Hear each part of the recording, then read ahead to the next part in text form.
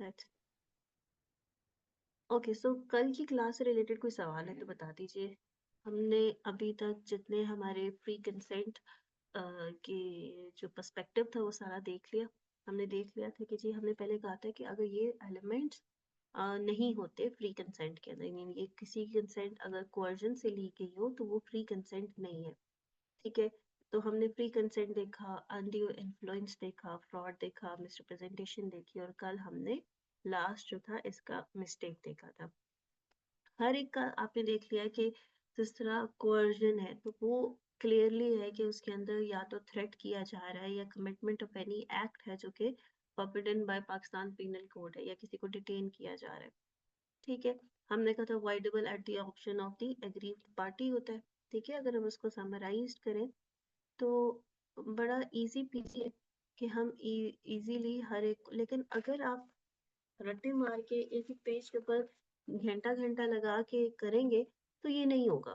ठीक है। इसको याद याद करने का तरीका वही है जैसे मैं अभी आपको बता रही हूँ कि जी कोअर्जन के अंदर क्या होता है। हमने कहा जी इसके अंदर या तो कमिट होता है कोई एक्ट, या फिर आप थ्रेट कर रहे होते हैं।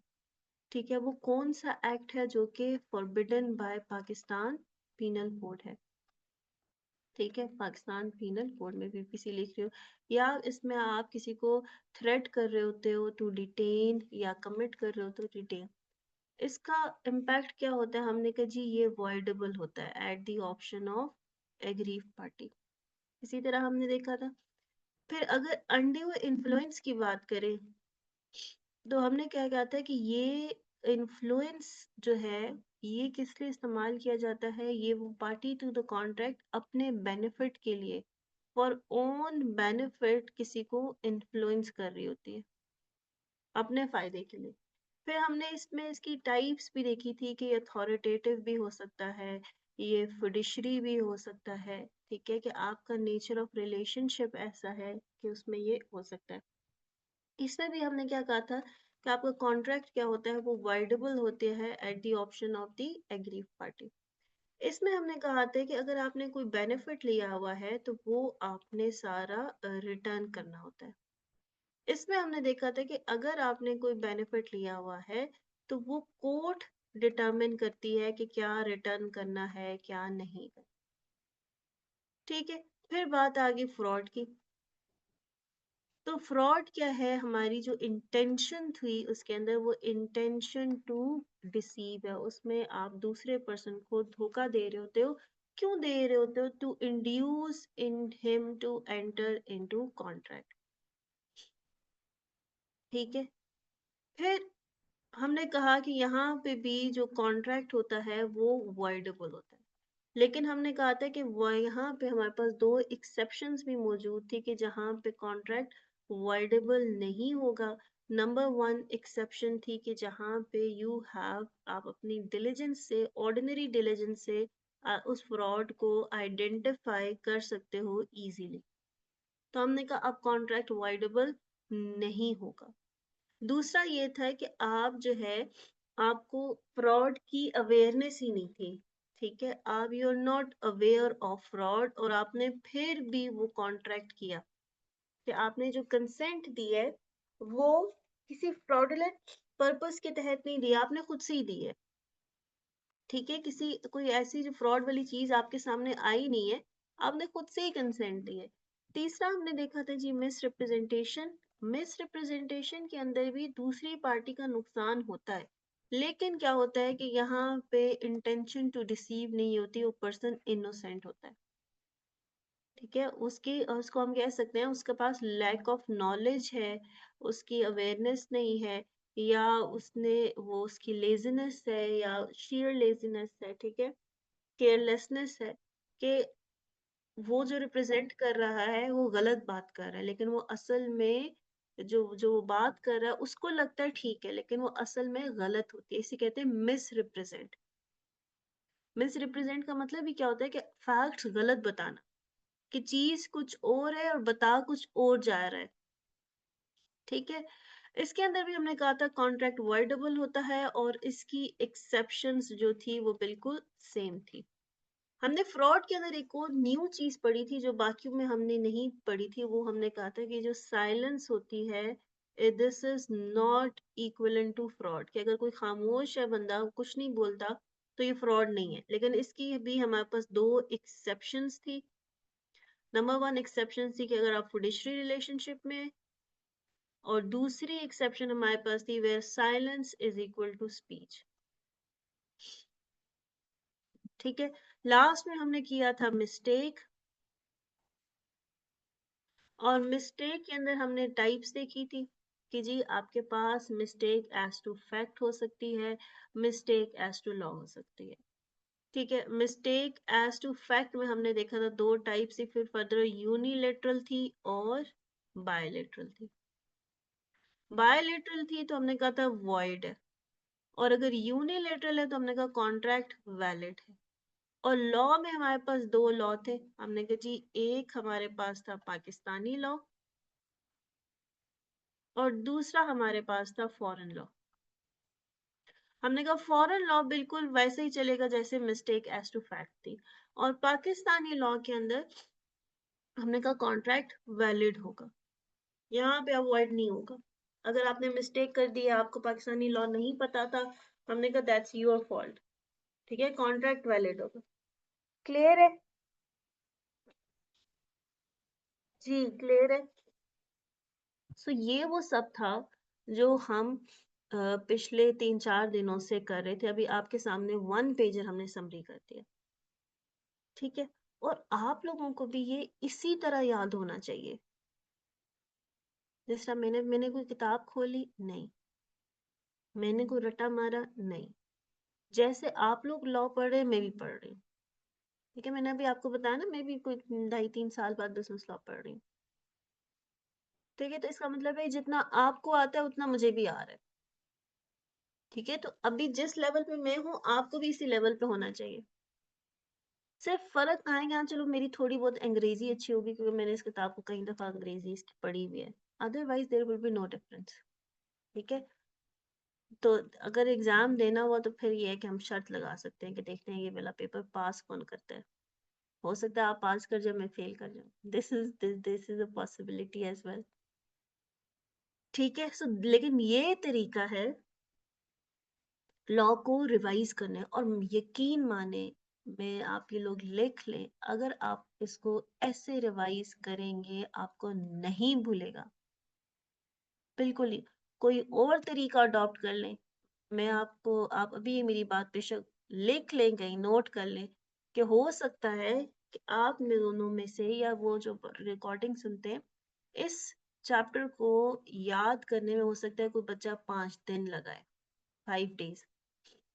5 डेज ए बिग थिंग। और हो सकता है अगले आफ्टर 10 डेज वो जब इसको रिवाइज करे उसे एक लफ्ज भी नहीं आता। ये पॉसिबिलिटी है। ये मैं तो 10 डेज क्या कहती हूँ, हो सकता है 7वें दिन पे ही ना आए, 2 दिन बाद। There is a possibility. क्यों? इसको याद करने का यही तरीका है जो मैंने आपको बताया, इसके अलावा देयर इज नो अदर वे।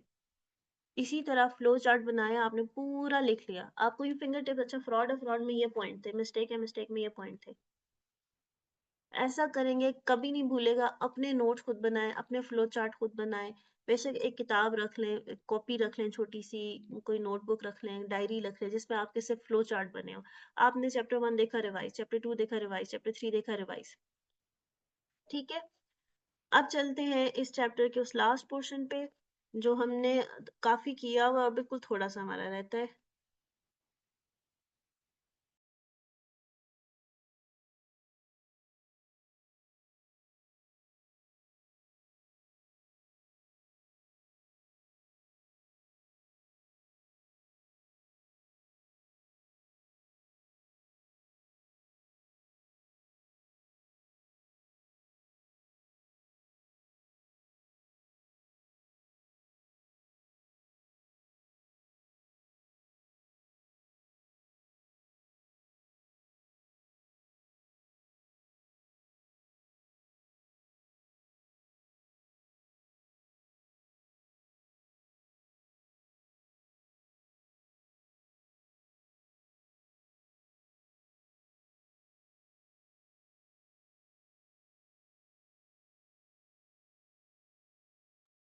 जी बिल्कुल, यही मैं आपसे कहना चाह रही हूँ कि अगर आपने याद करने में टाइम लगाया और अगर आपने उसको उस याद करने के फ़ौरन बाद अगले दिन या अगले 2 दिनों में इसको रिवाइज़ ना किया, ऐसे फ्लो चार्ट ना बनाया, तो वो कुछ भी याद नहीं रहेगा। उस याद रखने का कोई फ़ायदा नहीं। और एक और बात गौर से सुन लीजिएगा, अगर आप किसी भी पेज के ऊपर, सपोज़ ये पेज नंबर है जनाब, इसको देखते हैं पेज नंबर क्या है?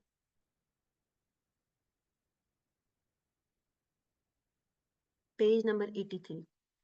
आपने हमेशा देखिए, लॉ को पढ़ने का टाइम यही है। लॉ क्या, किसी भी सीए के सब्जेक्ट को, चाहे वो अकाउंटेंसी है, आपने टाइम नोट करना है। For instance this time is 11:38, तो मेरे सफ़े के ऊपर मैं 11:38 लिख लूं, क्योंकि अगर 11:50 तक मेरा ये सब, सपोज मैं 11:50 हो गया और मैं अभी तक यहाँ पे हूँ, I am wasting my time. आप उठें, जाएं बाहर, फिर के आए, हाथ मुंह धो के आए, देख के आए घर में क्या हो रहा है, और फिर आगे पढ़ें, because you are not in the state of reading. ठीक है, क्योंकि आपने अगर 12 मिनट में ये इतना सी चीज पढ़ी है, तो इसका मतलब your brain is not ready. आप नहीं पढ़ रहे, आपका फोकस नहीं है, आपकी कंसंट्रेशन नहीं है, यूर वेस्टिंग योर टाइम। आपको खुद माइंड में होना चाहिए कि जब आपने कोई काम करना है, आपने यहाँ पे टाइम लगाना है। और अगर 50 हो गए, 11:50 हो गए, 12 मिनट गुजर गए और आपने ये सफा नहीं खत्म किया, यूर वेस्टिंग योर टाइम। इससे बेहतर आप किताब बंद कर दें, जाके अपने अम्मा अब्बा के साथ बैठ जाएं। ठीक है, उनको टाइम दे दें या घर के कोई काम कर लें, because you are not reading, you are not studying, nothing is going in your mind, you are just holding a book and you are wasting your time. Got it?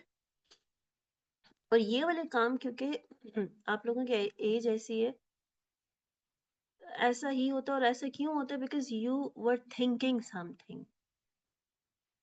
मैं आई कैप में मुझे मेरिट सर्टिफिकेट मिल रहा है, मैं वो merit certificate लेने जा रही हूँ, जा रहा हूँ, मैं ऐसे चल के जाऊंगी, मैं वैसे चल के जाऊंगी, वो मुझे सर्टिफिकेट मिल गया, मैं कितनी खुश हूँ। और सोचो, मैं पता नहीं किधर से किधर से किधर निकल जाते हैं, तो यू आर नॉट स्टार्टिंग। ठीक है, तो डिस्ट्रैक्शंस, तो इस वजह से ये टाइम लगाना बहुत ज्यादा जरूरी है कि जब देखें, ओ 11:50 हो गए, 12 मिनट गुजर गए, एक लफ्ज नहीं पढ़ा, 2-3 बंदा अपने आप को सुनाता है और फिर पढ़ना शुरू कर देता है इंसानों की तरह।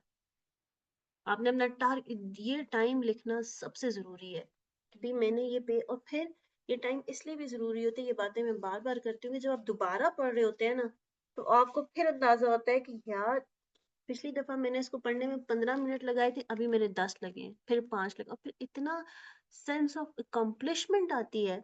मैं आपको बताऊं, आपका कॉन्फिडेंस ऑटोमेटिकली, अगर आप 10 पे स्टैंड करते हैं और आपने इसको पढ़ने में आज 5 मिनट लगा, ये 50 पे चला जाएगा। ठीक है, एक बच्चे ने पूरा सिलेबस क्लियर किया हुआ लेकिन वो कॉन्फिडेंट नहीं है, और आपने 80% किया हुआ है एंड यू आर कॉन्फिडेंट, तो वो कॉन्फिडेंस आपको बाकी 20 भी करवा देगा।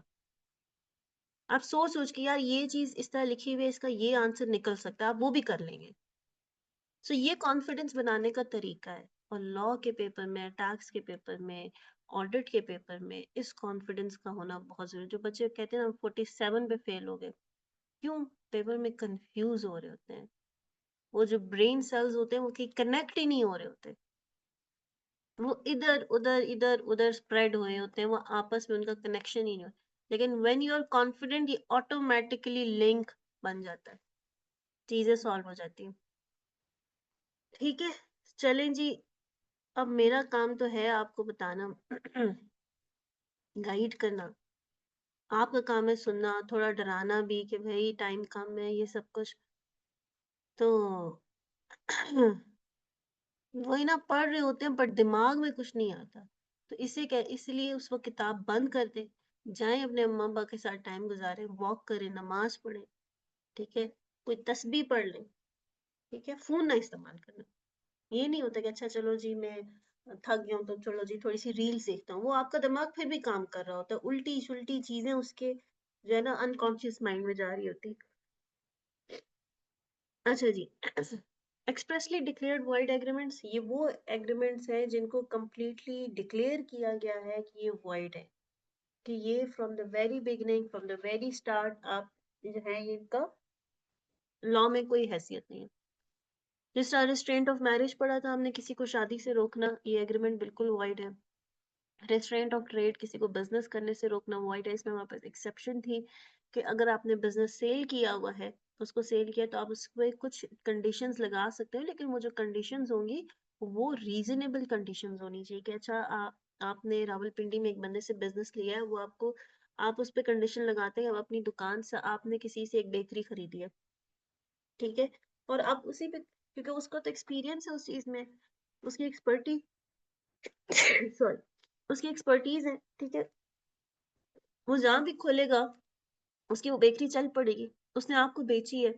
अब फिर वो आप उस पर कंडीशन लगा सकते हैं कि भाई इतने किलोमीटर तक आपने ये बेकरी नहीं खोलनी, ठीक है, लेकिन ये नहीं लगा सकते आप पाकिस्तान में कहीं बेकरी खोल ही नहीं सकते। ये अनरीजनेबल हो जाएगी, ठीक है, इसीलिए लिखा हुआ है कि ये जो लिमिट्स हैं ये रीजनेबल होनी चाहिए, ठीक है। फिर हमारे पास था रिस्ट्रेंट ऑफ लीगल प्रोसीडिंग्स, कि आप किसी को रोकना कि आप उसके खिलाफ केस नहीं करोगे, तो ये भी मना है, लेकिन हमारे पास कुछ एक्सेप्शंस थी कि जहाँ पे आप डिसाइड कर सकते थे कि भी हम जो अपील है, अपील क्या होता है कि किसी केस का डिसीजन आ गया है, अब उस डिसीजन के अगेंस्ट कोर्ट में एप्लीकेशन देना, तो इसमें लिखा हुआ है कि आप अपील नहीं करोगे किसी अपर कोर्ट ऑफ लॉ में, जो भी डिसीजन आएगा हम उसको मान लेंगे, जो भी कोर्ट ने डिसीजन दिया है। फिर ये एग्री करना आपस में कि भाई दो कोर्ट है, लाहौर की डिस्ट्रिक्ट कोर्ट है, कराची की कोर्ट है, हम किस में जो है ना लेके जाए, केस फॉलो करें, तो ये आप कर सकते हो। फिर इसके अलावा आर्बिट्रेशन, एक और एक्सेप्शन ये आपके पास है कि आप आर्बिट्रेटर के पास लेके जा सकते हो। आर्बिट्रेटर मैंने आपको बताया था वो कौन होता है, जो मसालसी होता है, जो कि दोनों की पॉइंट ऑफ व्यू सुनता है और उसका डिसीजन देता है, ठीक है। और फिर ये भी हो सकता है कि अगर आपका केस ऑलरेडी कोर्ट में चल रहा है, आप फिर भी आर्बिट्रेटर के पास जा सकते हो। ये तो आपने पहले डिसाइड कर दिया ना कि हम कोर्ट के पास नहीं जाएंगे, हम आर्बिट्रेटर के पास जाएंगे। यहाँ पे आपका केस कोर्ट में चल रहा है और आप तब भी साथ साथ भी कह सकते हो आउट ऑफ कोर्ट सेटलमेंट कर लेते हैं। आपको पता होगा, आपने सुना होगा बहुत सारे केसेस की, केस चल रहा होता है वो आउट ऑफ कोर्ट सेटलमेंट कर लेते हैं। सो यहाँ तक हमने ऑलरेडी पढ़ लिया था। अब हमारे पास आगे एक छोटा सा टॉपिक है 4.4, uncertain agreement and wagering agreement. बड़ा इंटरेस्टिंग टॉपिक है। अनसर्टन से मतलब क्या है, अनसर्टन का क्या मीनिंग होता है? जी, बल्कि मैं हम अनसर्टन भी पढ़ लिया था। जी, अनसर्टन हमने पढ़ लिया था, वेजरिंग रह गया था। अनसर्टन हमने देख लिया था कि जी जो कॉन्ट्रैक्ट अगर सर्टन ना हो, उसकी कंडीशन सर्टन ना हो, मैं तुम्हें अपनी सारी गंदुम बेच दूंगा, सारी से मुराद कितनी, हमें पता होनी चाहिए कि आप कितनी चीज बेच रहे हो, ठीक है। मेरे खेत में जितनी भी गंदुम उगेगी तुम्हें बेच दूंगा, कितनी उगेगी, उसने कहा ये एग्रीमेंट वैलिड नहीं है, क्यों, हमें पता ही नहीं है कितनी उगेगी, ठीक है।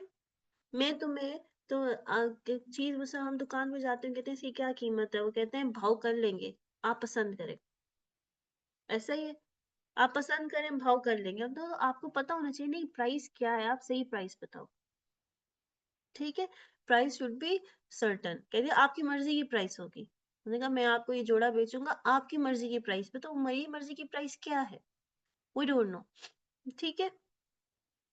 वेजरिंग एग्रीमेंट, अब इसके ऊपर आते हैं जो कि बड़ा इंपॉर्टेंट है और बड़े मजे का। वेजर से मुराद क्या होता है, किसी को पता है? एनीवन? कोई तुक्का? What is Vaser?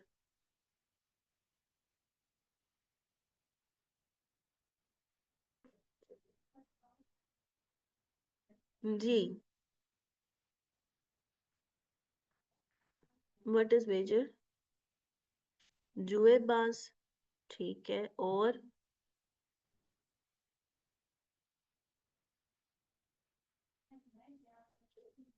क्या चाहिए? दोबारा क्या समझाना है? कौन सी चीज दोबारा समझा दूं?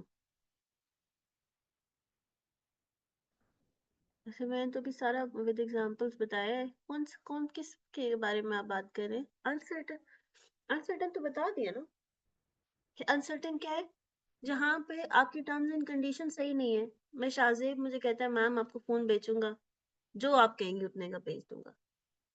दूध जो मैं क्या कितना, ठीक है, दिस इज नॉट सर्टन, ठीक है।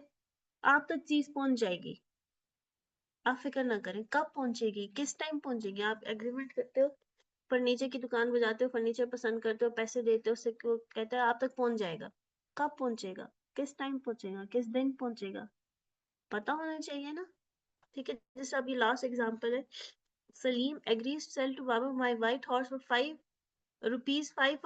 और ₹1000 की, या मैं तुम्हें 500 का बेचूंगा या 1000 रुपए का। भाई कितने का, एक प्राइस बताओ, या 500 या 500,000 नहीं होता, ये सर्टेन नहीं है, ठीक है। कहते हैं 1000 मॉन्स ऑफ राइस बेचूंगा at a price to be fixed by Kashif, ठीक है। तो हमने कहा वो काशिफ जो है, जो प्राइस वो कौन करेगा, वो काशिफ करेगा, ठीक है।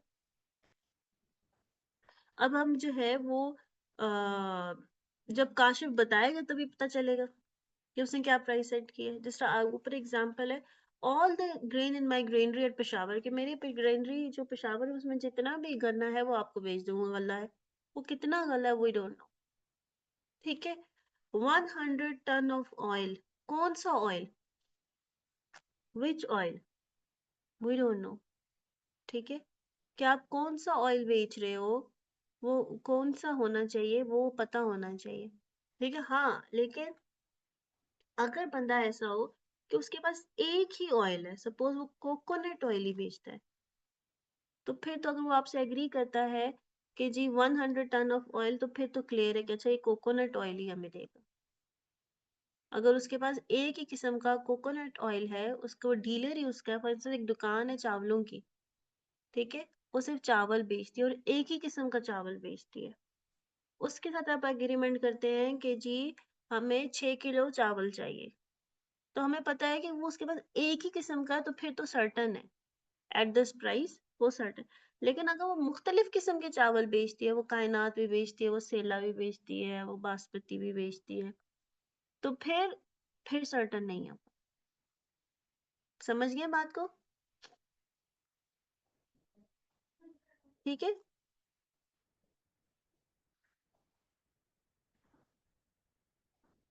ठीक है, तो अनसर्टेन में क्या होता है कि जहाँ पे चीजें आपको क्लियर ना हो कि कोई चीज कितनी बेचनी है, कब बेचनी है, किस प्राइस पे बेचनी है। वेजरिंग पे आते हैं। 1 मिनट गाइस, जस्ट मुझे 1 मिनट ब्रेक दीजिएगा।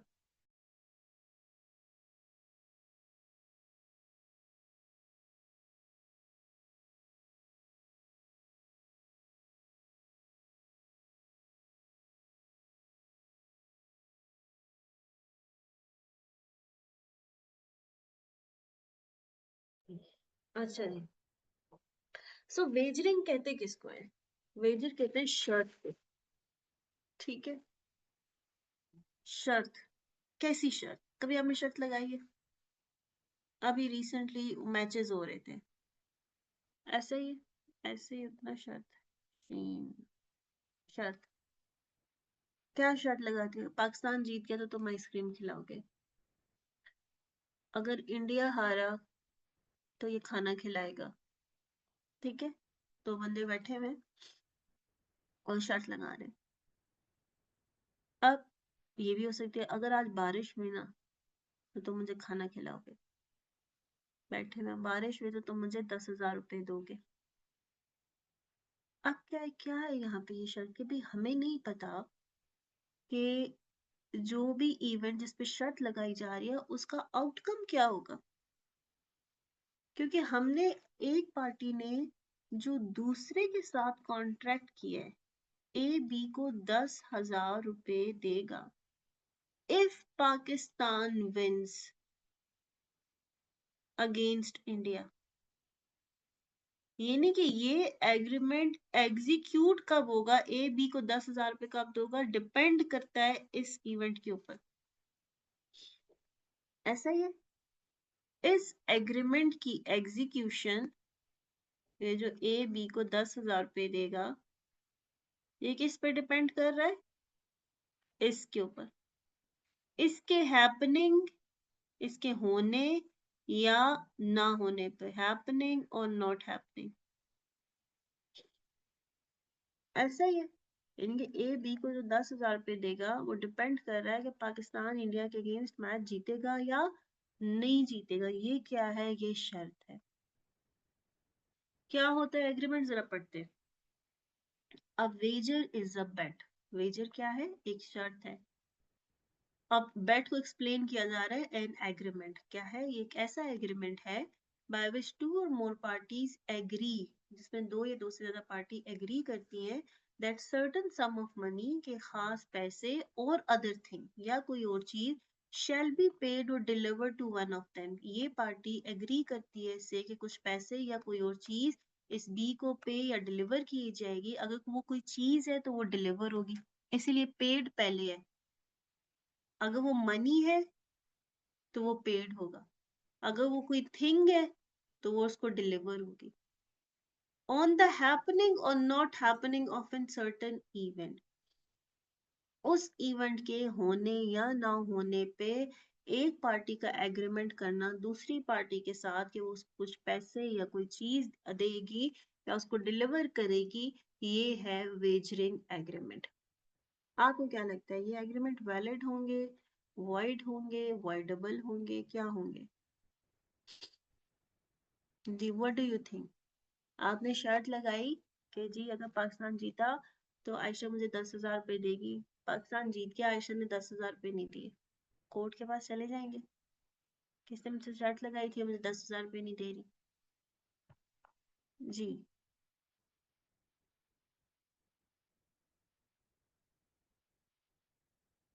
मैम ने लगी थी इंडिया हाथ। ओके।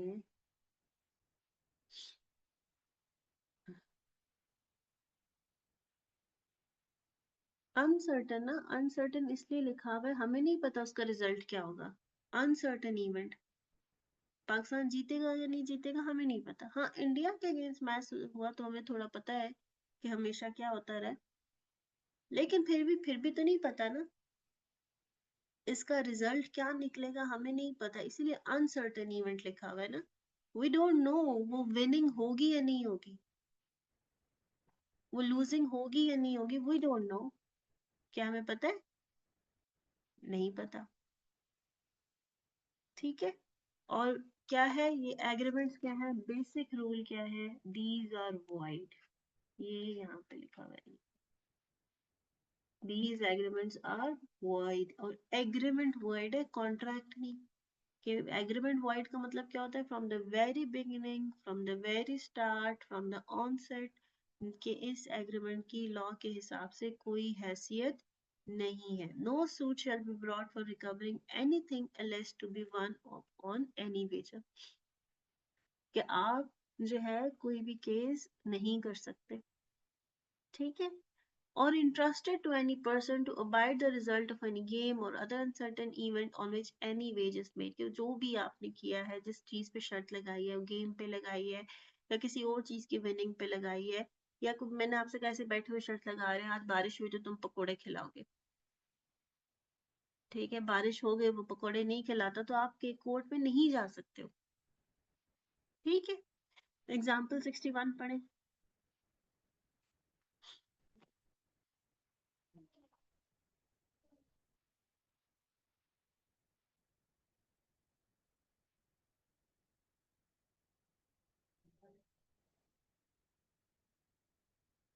जी,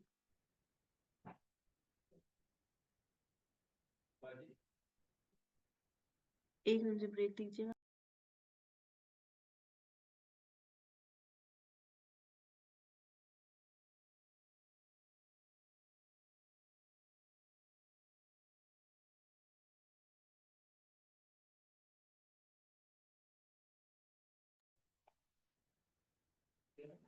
अच्छा जी, 61 पढ़ लिए। अब 62 पढ़ते हैं।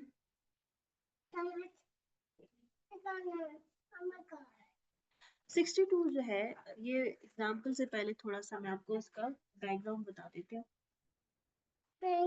फॉर इंस्टेंस कोई कंपटीशन हो रहा है, ठीक है, और उस कंपटीशन में टिकट है, ठीक है, और होता क्या है कि जो भी कंपटीशन है उसमें जो विनर्स हैं उसको जो टिकट मनी आती है उससे आप प्राइस देते हो। यूजली इवेंट्स में यही होता है, जितने इवेंट होते हैं उनकी कोई एंट्री टिकट होता है, और वो जो टिकट मनी होता है उसी से हम प्राइजेस खरीदते हैं और विनर को वो प्राइस देते हैं।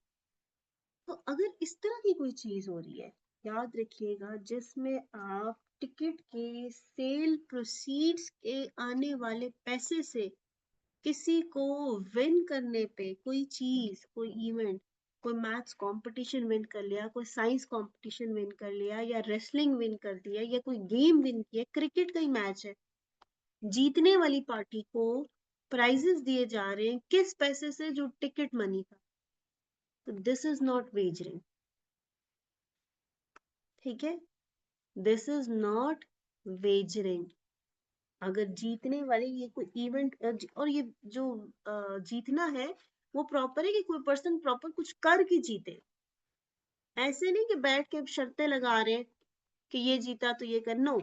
जैसा क्रिकेट है कि उसने क्रिकेट खेला है, जैसा मैथ्स कंपटीशन है उसने उस कंपटीशन में पार्टिसिपेट किया है, साइंस कंपटीशन है उसने पार्टिसिपेट किया है, और फिर उसको प्राइज मिला है, और किस पैसे से मिला है? टिकट मनी से मिला है।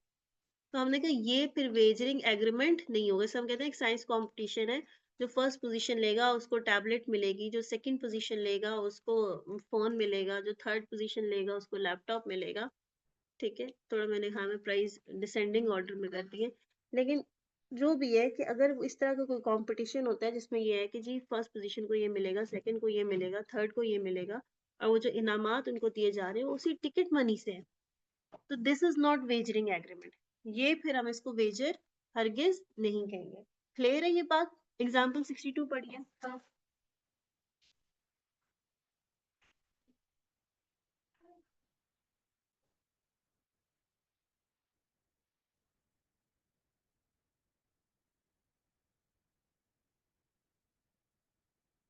जी एग्जाम्पल 62 पढ़िए।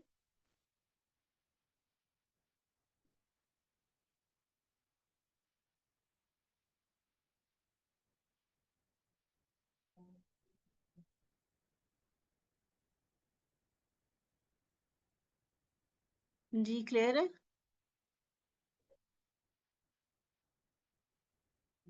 ठीक है, अच्छा इसके नीचे ये जो बात है इन एक्सेप्शन वाली, ये इस एग्जाम्पल का हिस्सा नहीं है, आप इसको यहाँ से हाईलाइट कर दें।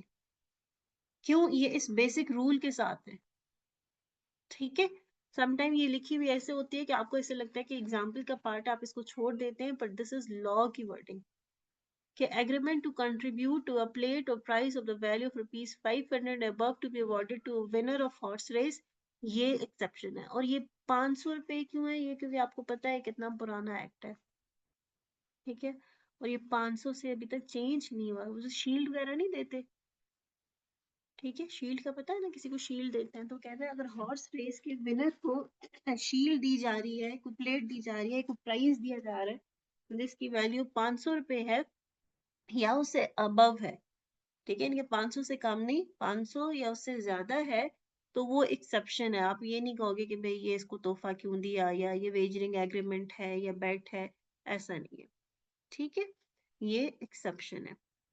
सो बेसिक रूल हमें समझ आ गया कि जो वेजरिंग है वो वॉइड है, ठीक है। हाँ, अगर कोई कंपटीशन है जिसमें जीतने वालों को इनामात दिए जाते हैं, इस मनी से जो टिकट मनी प्रोसी आता है उससे उनको इनामात दिए जाते हैं, तो दिस इज अ पैलेट, ये वेजरिंग एग्रीमेंट नहीं है, इसको आप वेजरिंग एग्रीमेंट नहीं कहोगे, ठीक है, क्लियर हो गया?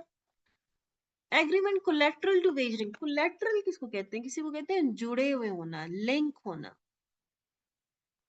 किसी चीज से लिंक होना, कनेक्टेड होना, जुड़े हुए होना, ठीक है। वेजरिंग इसको कहते हैं, लिंक को कहते हैं, कनेक्टेड को कहते हैं। अच्छा, अब ये क्या है? ये एक वेजरिंग एग्रीमेंट, सपोज कि हमने कहा कि जी दो बंदे शर्त लगाते हैं, A and B, A B के साथ शर्त लगाता है, ठीक है, कि भाई वही पाकिस्तान इंडिया के मैच की लगाते हैं कि अगर पाकिस्तान जीता, वन किया, तो तुम मुझे जो है 5,000 रुपये दोगे, ठीक है। और 5,000 में से आधे पैसे तुम मुझे दोगे और आधे पैसे सी को दोगे जो मेरा असिस्टेंट है। इनके 2,500 2,500 कॉन्ट्रैक्ट किया ए और बी ने, सी ने नहीं किया, ठीक है। ए बी से कहता है कि पाकिस्तान जीता तो तुम क्या करोगे, 2,500 मुझे दोगे, 2,500 मेरे दोस्त को दोगे। उसके साथ लिंक कर दिया, ठीक है। या फिर हमने कहा कि जी अगर आज बारिश हुई तो तुम मुझे और मेरे असिस्टेंट दोनों को पकोड़े खिलाओगे, ठीक है। या फिर एक और एग्जांपल कि अगर पाकिस्तान जीता, ए और बी, ए बी से कहता है तो तुमने मेरे असिस्टेंट को पैसे देने हैं, ठीक है।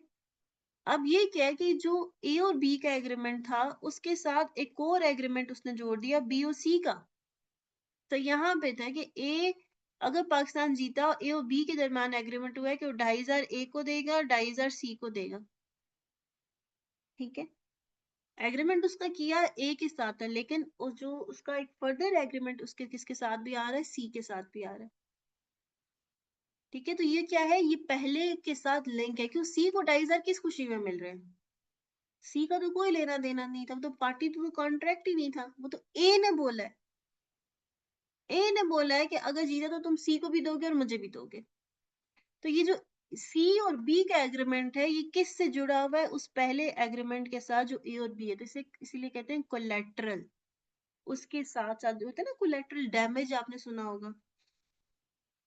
कोलेट्रल डैमेज क्या होता है कि जब आपने कोई चीज टारगेट करनी है, कोई काम करना हो, तो उसके साथ साथ जो नुकसान हो, जैसे आप प्रोसेस कॉस्टिंग पढ़ते हैं कॉस्ट अकाउंटिंग के अंदर, तो उसमें भी आपका लॉस होता है ना, कुछ नॉर्मल लॉस होता है, कुछ अब नॉर्मल लॉस होता है।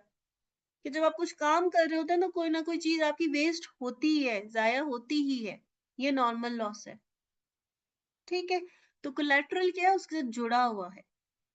अंग्रेजी पढ़ते हैं, all agreements knowingly made to further और assist the entering into effect affecting और कैरिंग आउट और टू सिक्योर और guarantee the promise performance of any void agreement wagering agreement और वॉइड। कोई भी एग्रीमेंट जो वॉइड एग्रीमेंट के साथ लिंक है, चाहे वो उसके साथ साथ हो रहा है, चाहे वो सिक्योर करने के लिए उसको, चाहे वो उसकी परफॉर्मेंस को गारंटी करने के लिए, what ever is linked with the wagering agreement is also wide. एक वाइड एग्रीमेंट के साथ जुड़ी हुई चीज वाइड ही होगी, ठीक है। फॉर इंस्टेंस मैं कहती हूँ कि यार हम दोनों आपस में शर्त लगाते हैं, और भी ठीक है, हम दफ्तर में बैठे हुए और हम शर्त लगाते हैं अगर बारिश हुई तो ए बी को खाना खिलाएगा, डिनर खिलाएगा, ठीक है। और वो साथ ए बी से कहता है कि तुम मुझे डिनर तो खिलाओगे ही, साथ ये देखो मेरा असिस्टेंट मेरे इधर काम करता है, तुम इसकी भी कोई हेल्प आउट करोगे, इसको भी दोगे। उन्होंने कहा पहला ही एग्रीमेंट आपको वॉइड था, शर्त लगी हुई थी, अब दूसरा भी वॉइड है कि जो उसको भी पैसे देने हैं, तो whatever is linked with that is also void, ठीक है। एग्जाम्पल 63 में क्या लिखा हुआ है, Asim agreed with Kasim to provide him credit to bet on a cricket match. ये किस तरह है कि भाई सपोज ए और बी की लगी है शर्त कि अगर पाकिस्तान जीता तो ए बी को देगा 5,000 रुपये। अब ए के पास पैसे नहीं है, ए कहाँ से पैसे ले रहा है, डी से ले रहा है, कि अगर पाकिस्तान पाकिस्तान मैच जीता तो, नहीं हमने क्या शर्त लगाई थी, पाकिस्तान मैच जीता तो, हाँ, अगर पाकिस्तान मैच जीता तो ए बी को 5,000 का खाना खिलाएगा। तो ए डी के साथ एग्रीमेंट करता है, अगर 5,000 जीता तो तुम मुझे 5,000 रुपया लोन दोगे, ठीक है। पहले कौन से एग्रीमेंट को देखा जाएगा, इसको देखा जाएगा, फिर इसकी बारी आएगी। क्यों, पहले हमने देखना है वो अनसर्टेन इवेंट होता है कि नहीं होता। अगर पाकिस्तान जीत गया तो ए ने बी को अब खाना खिलाना है, अब उसके पास पैसे नहीं, पैसे कहाँ से आएंगे, डी से आएंगे। ये एक अनदर एग्रीमेंट है कि डी ए को 5,000 लोन देगा, कब, अगर पाकिस्तान मैच जीता तो मुझे ये बताएंगे वो डी और ए का ये जो एग्रीमेंट है ये वैलिड है।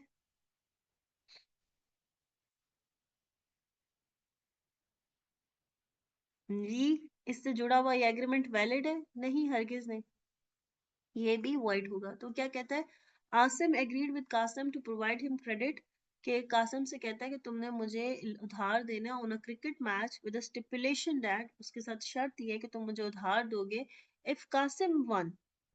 ठीक है, अगर कासिम जीत गया तो वो शर्त जीत गया क्रिकेट मैच की, he will share half the proceeds with Asim. ठीक है, वो ये कह रहा है कि तुमने पहले तो मुझे क्रेडिट देना है, उधार देना है। ठीक है, अगर पाकिस्तान जीता तो, और अगर पाकिस्तान जीत गया तो तुमने आधे पैसे भी आसिम को शेयर करने हैं। हमने कहा ये जो एग्रीमेंट है ये सारा क्या है, पहला ये एग्रीमेंट जो शर्त की वजह से ये वॉइड है, उसके साथ जो कुछ भी लगा लो वो भी वॉइड होगा। ठीक है, आप क्या कहते हैं भाई, अगर आपने शर्त लगाई थी, किसी को कोई पैसे दे दिए, अब आप जाके उसके खिलाफ किसी किस्म का केस नहीं कर सकते, इसको मैंने पैसे दे दिए थे, इसने मेरे से शर्त पे पूरा घर अपने नाम करा लिया, या इसने मुझसे कमीशन लिया है, कोई फीस ली है, कुछ भी किया है, आप इसके ऊपर केस फाइल नहीं कर सकते। There is no suit for recovery allowed. Example 64 पढ़ते हैं, फिर थ्योरी पढ़ेंगे। जी पहले एग्जाम्पल 64 पढ़िए।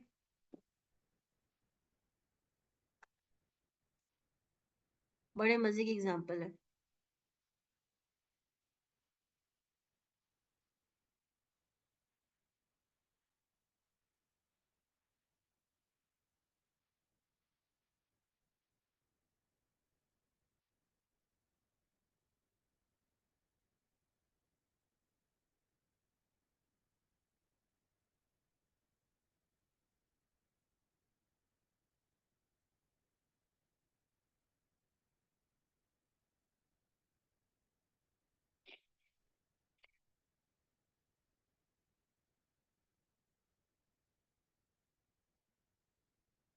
जी एग्जाम्पल पढ़िए। क्या एग्जाम्पल है कि दो बन दो बंदे थे, आयशा और शाहजेब है। ठीक है, वही क्लास में दोनों मुझे 5-5 हजार रुपये जमा कराते हैं। मेरे पास कितने हो गए, 10 हजार रुपये हो गए। ठीक है, शर्त लगा ली कि जो मैच पाकिस्तान, अगर पाकिस्तान मैच जीत गया, आयशा कहती है पाकिस्तान मैच जीतेगा, ये कहते हैं नहीं पाकिस्तान मैच नहीं जीतेगा। ठीक है, अगर पाकिस्तान मैच जीत गया तो 10 हजार रुपये ये मेरे पास है, माना के पास रखवाए हैं, 10 हजार रुपये आयशा को मिल जाएंगे, और पाकिस्तान मैच ना जीता तो शाहजेब को मिल जाएंगे। सपोज पाकिस्तान मैच नहीं जीता, शाहजेब कहता है 10 हजार रुपये तो दे, मैं कहती हूँ भागो, चलो जाओ फुटो, 10 हजार मेरे। मैं नहीं देती, मैं भाग जाती हूँ। अब शाहजेब किसी कोर्ट में अगर जाएगा तो कोर्ट वाले कहेंगे भाई तुम लोगों ने तो एग्रीमेंट ही वेजरिंग किया था, वेजरिंग एग्रीमेंट के खिलाफ कोई केस फाइल नहीं होता। आपको बंदा पैसे लेके भाग गया तो भाग गया, हम कुछ नहीं कर सकते। आपको पहली बात है करना ही नहीं चाहिए था, जो चीज अलाउ ही नहीं, आपको करना ही नहीं चाहिए थी। तो क्या है, क्या लिखा हुआ है, पहला पढ़े। एनी सम और मनी पेड और payable in respect of any void wagering agreement, कि अगर मैंने मनी किसी को दिया है या देना है किसी वॉइड एग्रीमेंट के अगेंस्ट, तो उसके खिलाफ किसी किस्म की कोई प्रोसीडिंग, कोई केस फाइल नहीं हो सकता। इसी तरह एग्जाम्पल 65 पढ़े, जल्दी से, 1 मिनट ले, जल्दी से पढ़े।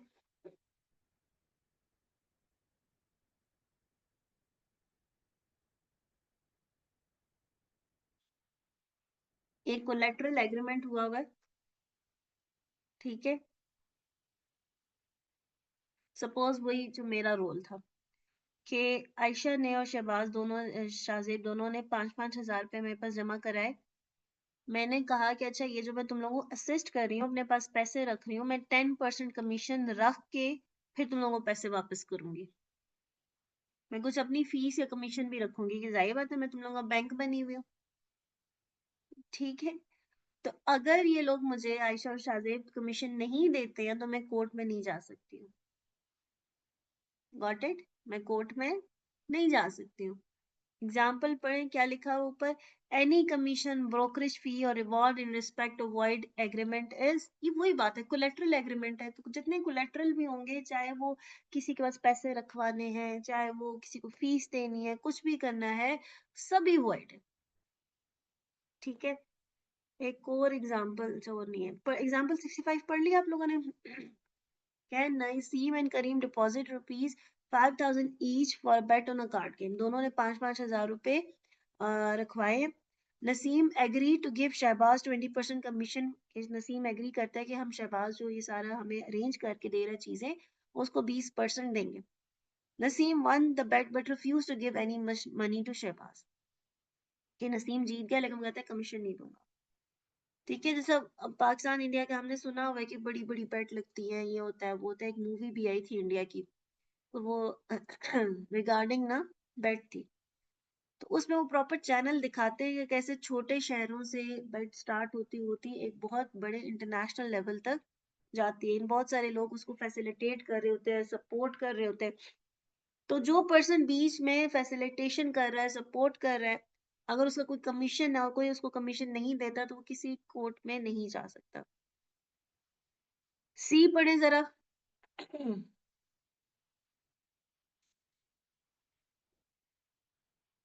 वही वही चीज रिपीटिशन में आ रही है कि पहले उसने कहा कोई मनी देना है, और फिर उसने अलग से बताया या कोई कमीशन देना है। अब उसने दोनों को जोड़ दिया कि any sum of money knowingly paid or payable on account of any person by way of commission, brokerage fee, reward or other claim in respect of any void agreement is also void। आप उसके against किसी किस्म का कोई case, कोई suit for recovery नहीं कर सकते हो। लास्ट पॉइंट इसका रह गया, payment by guardian executor for void agreement not to be allowed credit। जी, इसका क्या मतलब है, कोई बताएगा? जी, मैं एग्जांपल से बताती हूँ। हमने कहा जी एक आदमी है अली, और वो गार्डियन है एक माइनर का। माइनर हम कहते हैं, उसका नाम अकरम कर लेते हैं। माइनर साहब किसी के साथ शर्त लगा लेते हैं असलम के साथ कि अकरम जो है वो असलम को 10,000 रुपये देगा अगर पाकिस्तान मैच जीता। पाकिस्तान मैच जीत गया। अकरम साहब क्या है, माइनर। ठीक है, अब क्या होता है कि जी अब माइनर का तो एग्रीमेंट हमने पहले ही पता है वो वॉइड है। माइनर के साथ तो एग्रीमेंट है ही वॉइड। लेकिन सपोज अगर असलम कहता है कि मुझे मेरे 10,000 रुपये चाहिए, और अली जो इसका गार्डियन है वो असलम को 10,000 रुपये दे देता है, और कहता है कि मैं अकरम की प्रॉपर्टी से एक अपना क्लेम ले लूंगा। अपना जो मेरे 10,000 रुपये नहीं है, मैं अपने वहां से काट लूंगा। हमने कहा नहीं, आपने दे दिए सो दे दिए, काट नहीं सकते आप। क्यों? एग्रीमेंट वॉइड था। जो एग्रीमेंट वॉइड है, आप उसमें केस नहीं कर सकते, तो आप पैसे कैसे काटेंगे? ऐसा ही है, जब आप उस पे केस नहीं कर सकते, तो how you can ask for the credit, how you can claim the money? तो ये कह रहे हैं a person should not be allowed any credit in his account, कि अगर कोई पर्सन किसी की कोई पेमेंट करता है तो उसको वो वापसी नहीं मिलेगी, वो क्रेडिट नहीं होगा उसके अकाउंट में, पैसे नहीं आएंगे। फॉर मेकिंग एनी पेमेंट, कोई ऐसी पेमेंट करने के लिए, if such person is guardian of the minor on whose behalf he made the payment. ठीक है, कि वो अगर किसी माइनर का गार्डियन है और उसके बिहाफ पे उसने पेमेंट की है, या फिर वो हायर है और personal representative of deceased person है, on whose behalf he made payment. Heir किसे कहते हैं? जो कि जायदाद में नेक्स्ट जो भी पर्सन वरासत का जो मालिक होता है वो, या फिर उसका कोई रिप्रेजेंटेटिव, वो उसके बिहाफ पे किसी को पेमेंट करता है। तो हमने कहा कि यहाँ पे वो पर्सन अब वो पेमेंट क्लेम नहीं कर सकता। ठीक है, ये इसको बी पार्ट ना करें। ठीक है, ये उसी की लिंक है आगे कि such payments relate to void wagering agreement और agreement collateral to void wagering agreement, की ये जो पेमेंट है एक वॉइड वेजरिंग एग्रीमेंट से रिलेटेड है और उसके साथ जुड़ी हुई है, उसका कोलेटरल है। तो हमने कहा कि जनाब ये काम नहीं हो सकता। फॉर इंस्टेंस हमने कहा एक माइनर है, ठीक है, उसका एक सर्वेंट है,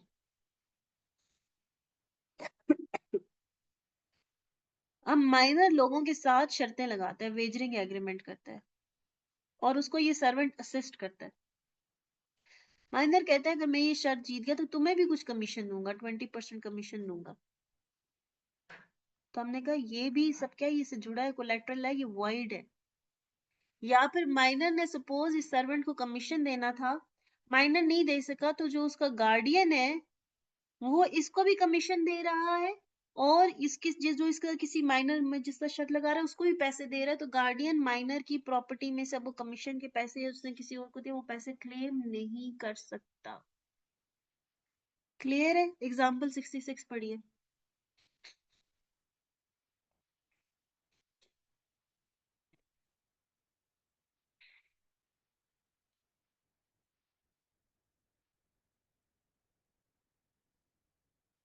जी वर्ड मिंशियो है, शुरू से ही वेजरिंग एग्रीमेंट शुरू से ही void है, from the very basic, from the very start. void का मतलब ही वर्ड मिंशियो का मतलब ये है कि ये एग्रीमेंट, इसके पीछे लॉ की कोई बैक नहीं है। चलिए जी, प्रैक्टिस क्वेश्चन नंबर 7 पढ़ते हैं। बड़ा मजे का सवाल है और ये सवाल तब आया था जब ये था, कंबाइन होता था, ठीक है, जब कंपनी लॉ और बिजनेस लॉ कंबाइन होते थे। ये सवाल करके फिर क्लास खत्म कर देंगे, ठीक है, टेंशन ना ले, आज हमने तो इतना पढ़ा ही नहीं, हमने तो मोस्टली रिवाइज किया है, बस ये सवाल करके क्लास एंड करते हैं, ठीक है। Under the provision of contract act 1872 describe whether Shida can recover the amount from Guga. Describe करना है कि भी शीदा क्या अमाउंट ले सकता है कि नहीं ले सकता, ठीक है। अब इस तरह के जो सवाल आएंगे जिसमें आपने डिस्क्राइब वेदर करके है, क्या ये काम हो सकता है या नहीं हो सकता, इसमें जो है ना, इस तरह के सवालों में करने का तरीका क्या होता है कि आप पहले लॉ की प्रोविजन बताएंगे। फर्स्ट लॉ की प्रोविजन क्या है, ठीक है, जो भी है, जो भी है वो लॉ की प्रोविजन, फिर उस प्रोविजन के मुताबिक बताएंगे कि ये काम इफ अगर ऐसे हो तो ऐसे होगा, ऐसे हो तो ऐसे होगा, या एक्चुअल में हो क्या रहा है ठीक है, पहले लॉ की प्रोविजन और फिर उसके बाद सिनेरियो को डिस्कस करेंगे, ठीक है। हम अपनी उसको उधर भी अपडेट कर देते हैं। क्वेश्चन ये था, डिस्क्राइब का सवाल हो और साथ वेदर लगाओ कि क्या ये काम हो सकता है कि नहीं, तो फर्स्ट लॉ की प्रोविजन आएगी and then we will discuss case scenario, ठीक है, विद इफ क्या होगा और व्हाट एग्जैक्टली इज हैपनिंग, कि जो हो रहा है उसके बारे में बात करेंगे कि ये ऐसे हो तो ऐसे होगा, ठीक है। क्वेश्चन करते हैं, पढ़ते हैं।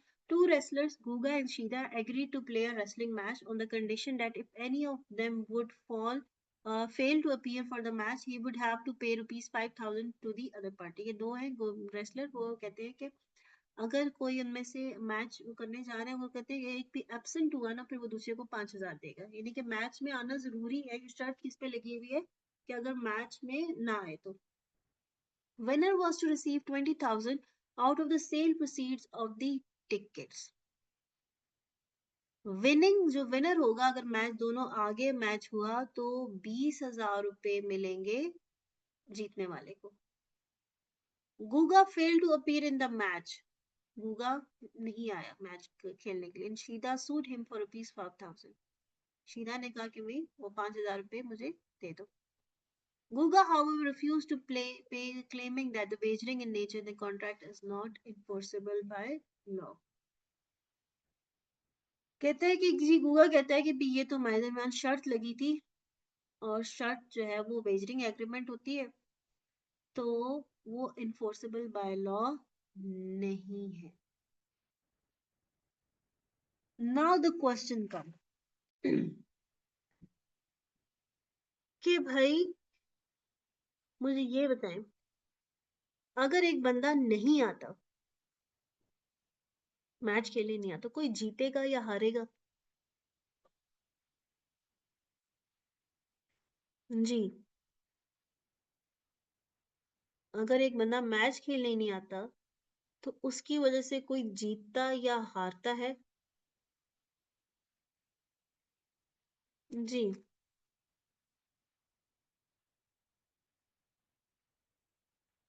कुछ भी नहीं होगा, मैच तो होगा ही नहीं, ऐसा ही है।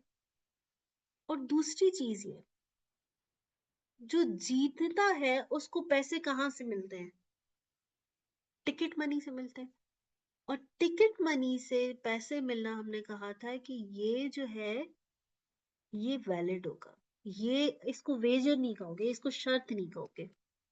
अगर टिकट मनी से विनर को कोई चीज मिलती है, तो वो हमने कहा था कि वो जो है वैलिड होती है। तो दो चीजें हमने यहाँ पे कर दी। अब सवाल क्या है कि जो शीदा है वो गूगा से वो 5,000 रुपये ले सकता है या नहीं ले सकता? ठीक है। अब हमने कहा मैच तो हुआ ही नहीं। जब मैच नहीं हुआ तो विनिंग और लूजिंग ही नहीं है।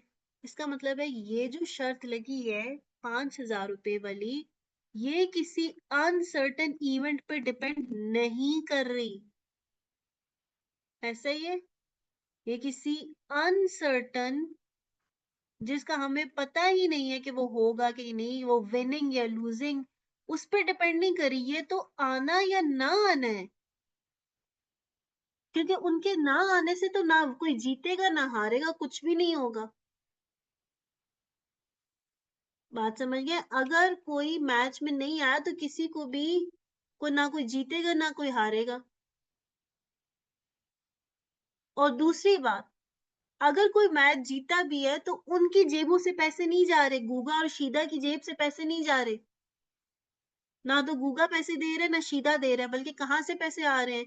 वो जो टिकट प्राइस है उससे आ रहे हैं।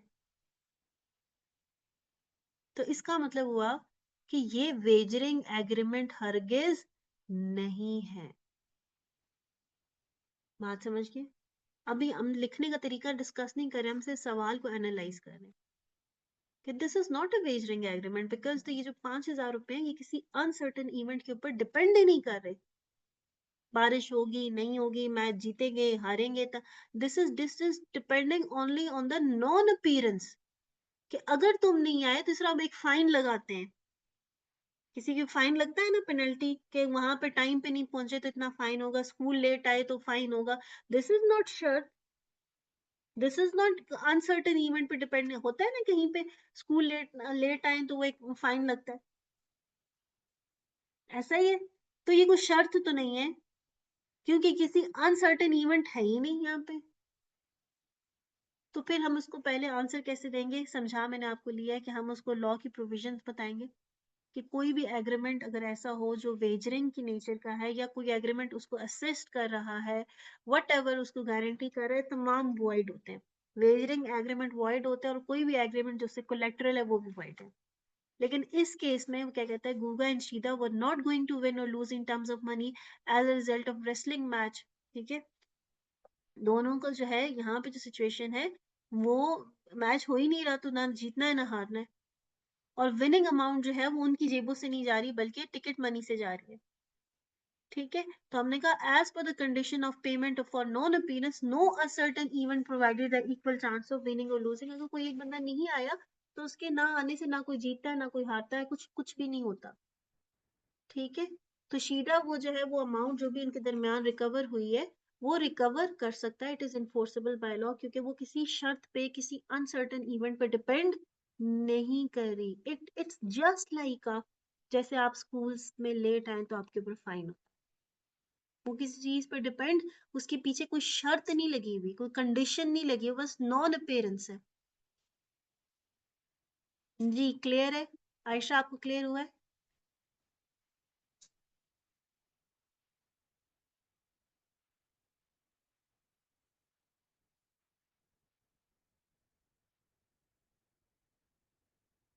ठीक है, आयशा जी क्लियर है?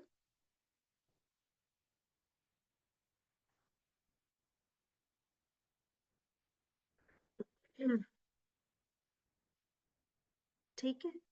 So now your task is आपने रिमेनिंग प्रैक्टिस क्वेश्चन करने। प्रैक्टिस क्वेश्चन नंबर 18 है हमारे पास। देन वी हैव 19, 20, 21 कल हम अपनी क्लास में भी करेंगे, पर आप लोगों ने भी करके आने। ठीक है, तो यहाँ पे करते हैं क्लास को एंड। चैप्टर आपका हो गया कंप्लीट। कोशिश करेंगे इन क्वेश्चंस करने के साथ साथ अगला चैप्टर भी कर लें। ठीक है, क्लियर है। अगला चैप्टर हमारे पास वो बड़ा कंटिंजेंट कॉन्ट्रैक्ट है मेरे ख्याल में। क्या मसला है भाई, वो चैप्टर में हाल में 2 सब होगा शायद। जी, ये हमारे पास वही वेजरिंग कॉन्ट्रैक्ट से आगे हम चलेंगे। इसमें वो और डिटेल उसकी एक और शाख हमारे पास निकल रही है कंटिजेंट कॉन्ट्रैक्ट की। और आप ये देखेंगे कि ये सारी एग्जांपल्स हैं। और यहाँ पे बस ये एक डब्बा है, एक ये डब्बा हमने पढ़ना है, और ये इस सफ़े के ऊपर, इस सफ़े के ऊपर बस कुछ लिखा हुआ है।